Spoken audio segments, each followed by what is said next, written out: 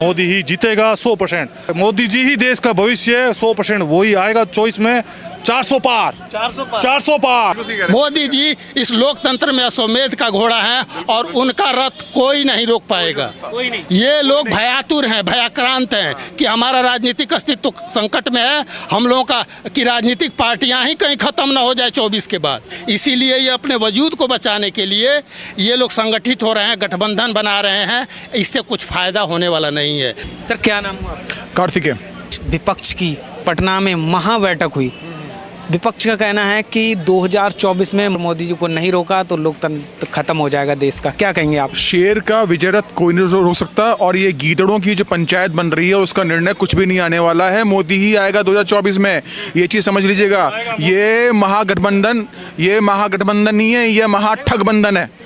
ये महाठगबंधन है, महागठबंधन नहीं है ये चीज़ समझ लीजिए। तो मोदी के अलावा कोई नहीं आने वाला। कुछ भी करते रहिए, इनके करने से क्या है। 70 साल में इन्होंने देश का कुछ नहीं किया, कबाड़ करके रख दिया। और 9 साल के अंदर जो मोदी जी ने देश का नाम पूरे विदेशों में फैलाया है, हर देश में फैलाया है। आज मोदी जी के सामने बड़े से बड़ा प्रेसिडेंट हो या कोई भी हो, वो सर झुकाता है। तो ये ठगबंधन बनाने के बाद कुछ नहीं कर पाओगे तुम लोग जैसे देश को खोखला करने में लगे हुए हो, तुम अब खोखला नहीं कर पाओगे क्योंकि तुम्हारी जड़ें काटने के लिए एक हिंदू शेर आ चुका है।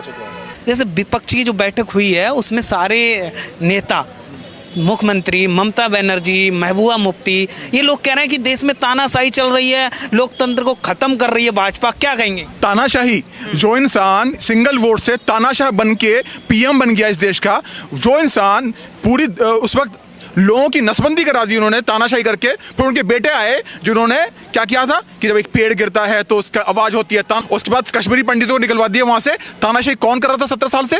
तानाशाही कांग्रेस कर रही थी। जब से मोदी जी आई हैं, मोदी जी ने क्या बोला? सबका साथ सबका विकास। अरे सनातन पद्धति में हमारे सब पुराने समय से ही है भैया। ब्रह्मा विष्णु महेश ने राक्षस को भी वरदान दिया है और देवता को वरदान दिया है। तो हम लोग सबका साथ सबका विकास लेके चलते हैं। तानाशाही 70 साल से चलती आ रही है। अभी तानाशाही नहीं है, अभी तानाशाही को खत्म कर दिया गया है। वरना इस देश में हमेशा हिंदुओं को, सनातनी को सबसे सेकंड कैटेगरी पे रखा गया और पहली कैटेगरी पे किसको रखा गया? मुगलों की संतानों को। तो तानाशाही शुरू से करते आ रहे हैं, प्रधानमंत्री बनने से लेके कश्मीर के हत्याकांड तक। तो तानाशाही नहीं कर रहे, तानाशाही खुद करके आ रहे हैं सारे। मोदी जी के आने से पहले मैं नौकरी करता था, आज मैं अपना काम करता हूं क्योंकि मोदी उनके राज में एक सेल टैक्स नंबर लेने के लिए भी आपको 1-1 लाख रुपए देना पड़ता था। आज के समय में अगर मैं किसी को 1000 रुपए भी दूंगा, मेरा सेल टैक्स नंबर आ जाएगा, मैं बिजनेस शुरू कर सकता हूं। मैंने अपना बिजनेस बिना पैसे दिए शुरू किया है और मैं मोदी जी की वजह से ही खा कमा रहा हूं। मैं सही बता रहा हूं आपको। और इससे पहले मुझे सनातनी बनाने का, अपने देश से प्रेम करने का जो जज्बा पैदा किया है वो मोदी जी ने किया है। उससे पहले वो क्या कहते थे हमारे चचा नेहरू ये कहते थे, मैं तो भैया ब्रिटेन हूँ, मेरा स्टाइल ब्रिटेन वाला है। ठीक है, सुन लीजिए, मेरा जो स्टाइल है वो ब्रिटेन वाला है। ठीक है, उसके बाद मेरा खाना पीना मुस्लिम वाला है और मैं तो दुर्भाग्य से हिंदू हूँ। उन्होंने अपनी किताब में लिखा था जो इंसान आपको दुर्भाग्य से हिंदू बोले, हजारों सालों से सनातन पद्धति के सभी सबूत निकल रहे हैं। 1400 साल से पहले इनका कोई सबूत नहीं निकला है। इस देश की परंपरा, इस देश की अखंडता को तोड़ने का काम किसने किया है? कांग्रेस ने किया है और शुरू से करते आए हैं। तो ये किसी के भले नहीं है। जब से मोदी जी आए तब से डेवलपमेंट हुआ है। आर्मी का भी, मेरे पिताजी आर्मी में, मेरे नाना जी आर्मी में, मेरे ससुर साहब वो आर्मी में, मेरे कजन सारे आर्मी में। तो आर्मी में से ज़्यादा मुझसे ज़्यादा कोई जान नहीं सकता।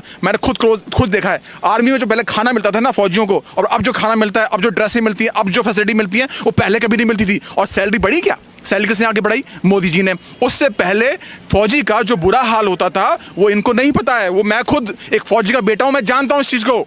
मैंने खुद फौज को अपने सामने देखा है।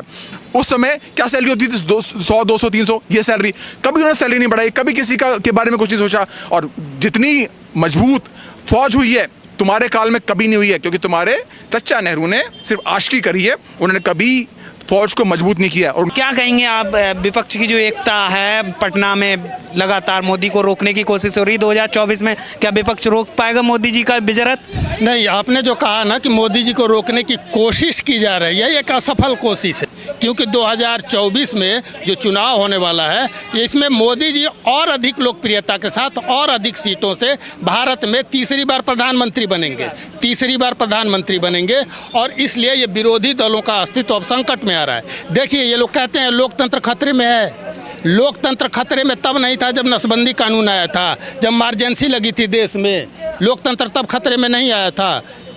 आर्थिक संकट आया था तब लोकतंत्र खतरे में नहीं आया था। नहीं, ये जनता को ये लोग आज भी मूर्ख समझ रहे हैं, और ये लोग आज भी समझ रहे हैं कि हम जनता को बरगला करके अपने पक्ष में वोट ले लेंगे और 36 पार्टियां मिल करके सरकार बना लेंगे।